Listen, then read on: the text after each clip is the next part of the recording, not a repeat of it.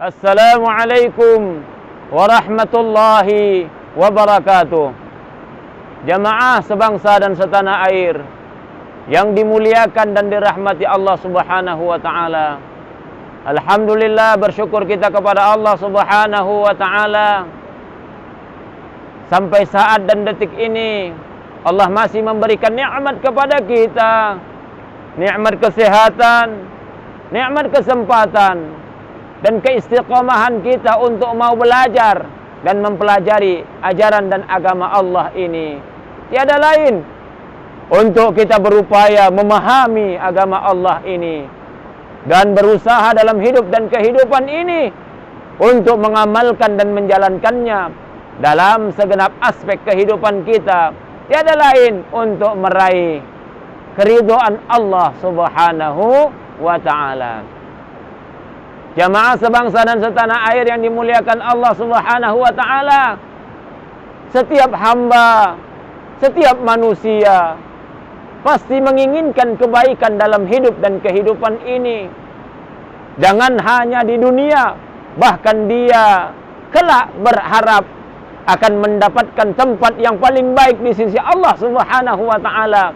Itulah dia syurga yang diinginkan oleh setiap hamba-hamba Allah yang beriman. Jamaah rahimakumullah, sebangsa dan setanah air, ketika kita menginginkan surga Allah, ketika kita ingin kebaikan dalam hidup dan kehidupan ini, apa kiranya syarat agar kita mampu dan menggapai tujuan kita tersebut, yaitu mendapat surga Allah? Kata Allah, gak banyak-banyak jamaah rahimakumullah. Hanya dua yang harus dilakukan oleh manusia, jamaah rahimakumullah. Apa itu? Inilah yang dikatakan Allah di dalam surah Al-Kahfi, surah ke-18 ayat 107. Apa kata Allah Subhanahu wa taala? A'udzu billahi minasy syaithanir rajim. Innal ladzina amanu wa 'amilus shalihati kanat lahum jannatul firdausi nuzula. Apa kata Allah jamaah rahimakumullah? Innal ladzina amanu, sesungguhnya hamba-hamba Allah yang beriman, wa 'amilus shalihat, orang-orang yang beriman kemudian melakukan amal soleh dalam hidup dan kehidupan ini. Kata Allah, lahum jannatul firdausi nuzula, maka surga Firdaus itu tempat tinggal dia nanti di sisi Allah Subhanahu wa taala.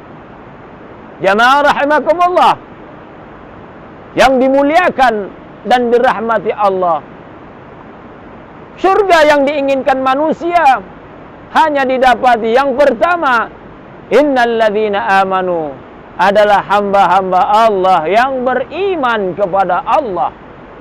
Hamba-hamba Allah yang yakin dalam hidup dan kehidupan ini kepada Allah. Itulah dia Allah, pemilik alam semesta. Itulah dia Allah yang menciptakan manusia beserta seluruh alam ini. Lihat sungai-sungai yang mengalir.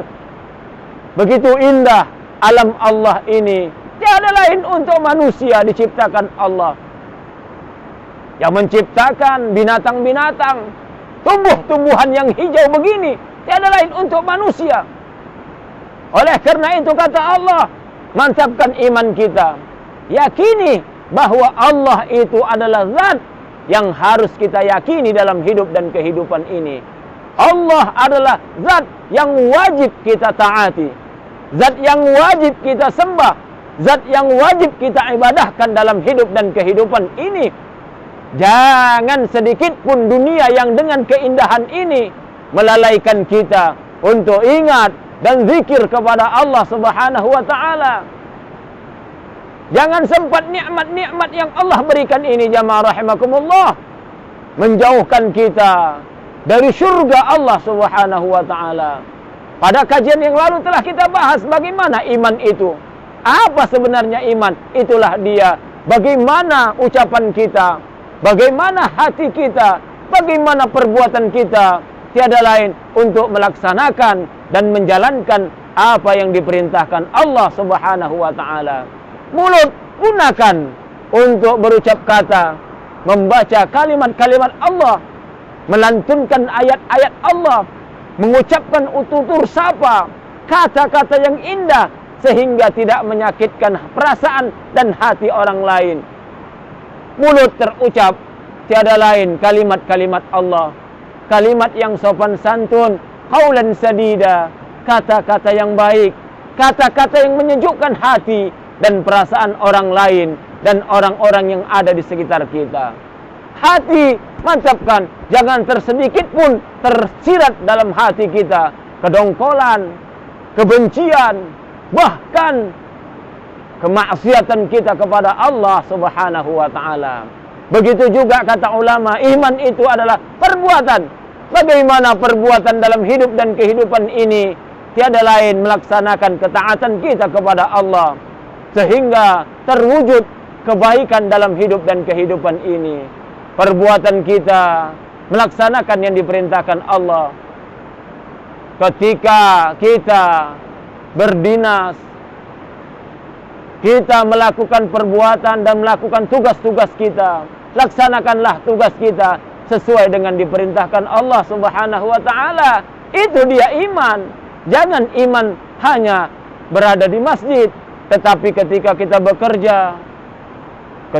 bekerja, laksanakanlah yang diperintahkan Rasulullah, yassiru wala tu'assiru. Permudahlah urusan orang, jangan kau persulit-persulit. Kenapa? Karena Rasulullah sallallahu alaihi wasallam bersabda, "Man dharra musliman, dharrallahu an. Wa man syaqqa musliman, syaqqallahu alaih." Barang siapa yang mempermudah urusan-urusan umat, Allah akan mempermudah urusan dunia maupun akhirat nanti. Wa man syaqqa musliman, syaqqallahu alaih. Barang siapa yang mempersulit urusan-urusan umat, ingat kata Rasulullah, Allah akan mempersulit hidup dan kehidupan kita dalam kehidupan ini. Pegawai-pegawai, kerjakan tugasmu dengan baik, laksanakan perintah Allah. Pejabat-pejabat, tugaskanlah, laksanakan tugasmu sebagai pejabat, sebagai abdi masyarakat, abdi umat, abdi Allah Subhanahu wa taala. Selaku manusia sebagai hamba Allah, kerjakan tugas kita, kerjakan hak Allah, merupakan kewajiban kita. Apa itu? Allah minta disembah dalam hidup dan kehidupan ini. Allah minta ajarannya kalian kerjakan dalam hidup dan kehidupan ini. Itulah dia iman kepada Allah Subhanahu wa ta'ala. Yang kedua kata Allah, wa amilu salihat. Kalau mau masuk surga jamaah rahimakumullah, jangan lupa beramal soleh dalam kehidupan ini. Apa itu? Amal kebaikan yang dilakukan manusia sesuai dengan keinginan dan maunya Allah Subhanahu wa ta'ala. Jangan kebaikan menurut manusia jamaah rahimakumullah. Beda kebaikan menurut Allah dengan kebaikan menurut manusia. Inilah yang dikisahkan dalam suatu cerita antara seorang ayah, anak, dan seekor keledai. Apa dalam cerita tersebut? Menunjukkan bahwa kebaikan menurut manusia satu dengan yang lain berbeda. Bagaimana cerita antara ayah, anak, dan keledai tersebut? Karena kebutuhan, sang ayah pun beserta anaknya ingin menjual keledai ke pasar yang jaraknya agak jauh dari rumahnya. Sehingga ayah, anak, dan keledai berjalan bersama-sama. Keledai dituntun anak, dituntun ayah, dan diiringi anak tersebut dibawa menuju pasar. Sehingga mereka melewati suatu kampung dan desa. Apa kata orang-orang desa? Waduh Pak, eman, sayang, keledai bisa dinaiki. Kenapa hanya dituntun berjalan bersama keledai? Akhirnya ayah dan anak pun mendengar ucapan dan kata-kata orang yang ada di desa tersebut. Akhirnya ayah dan anak pun menaiki keledai tersebut. Berjalanlah keledai tadi dikendarai ayah dan anak. Anak di depan, ayah pun di belakang, di atas tunggangan keledai tersebut. Sampai keledai tadi berjalan sehingga melewati kampung dan desa yang kedua. Orang-orang desa pun menegur ayah dan anak. Wahai bapak, wahai anak, tak punya, jangankan peri kemanusiaan, peri kehewanan kalian pun tak ada. Keledai yang lemah ini, enak-enak kalian mengendarai dan naik di atasnya. Padahal keledai ini, keledai yang lemah, tapi kalian enak naik di atasnya. Akhirnya sang ayah pun, nak, kalau ayah sama kamu naik, kata orang desa dan kampung ini tak baik.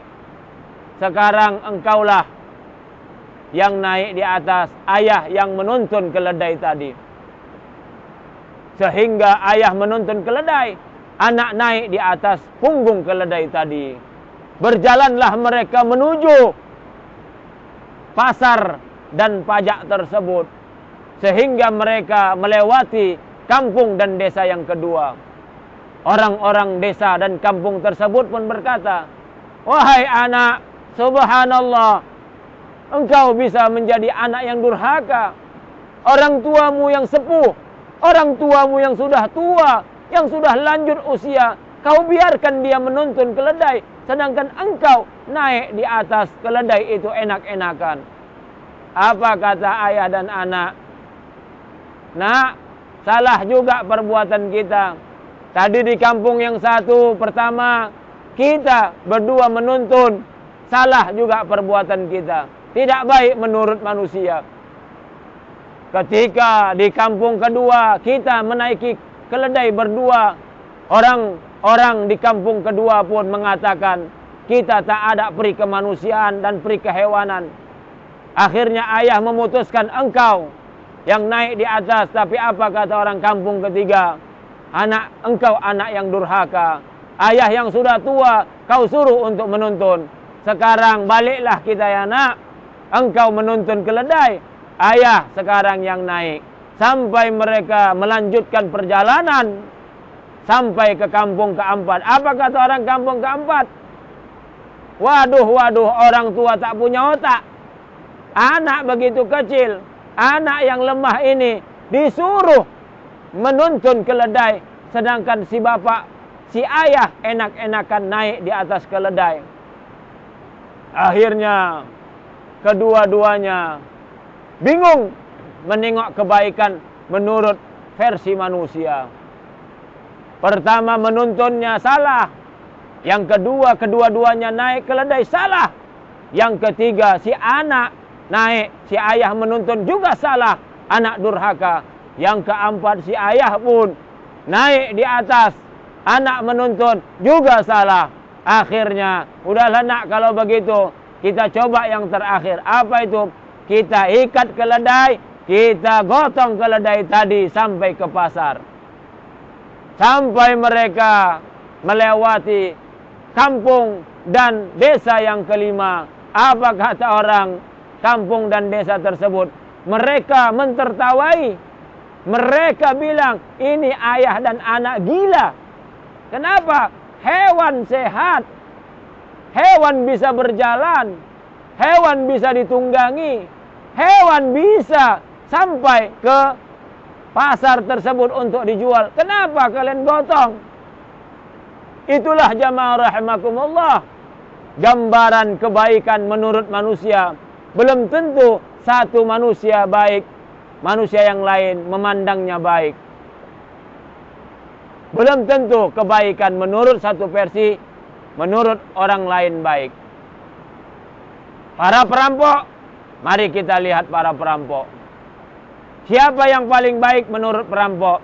Ketika dia merampok dan menjamret, tidak diketahui oleh orang-orang korbannya. Ini kebaikan menurut para perampok. Siapa itu? Perampok yang baik adalah ketika dia merampok, ketika dia menjamret, tak diketahui oleh orang-orang ataupun oleh korbannya. Ini kebaikan.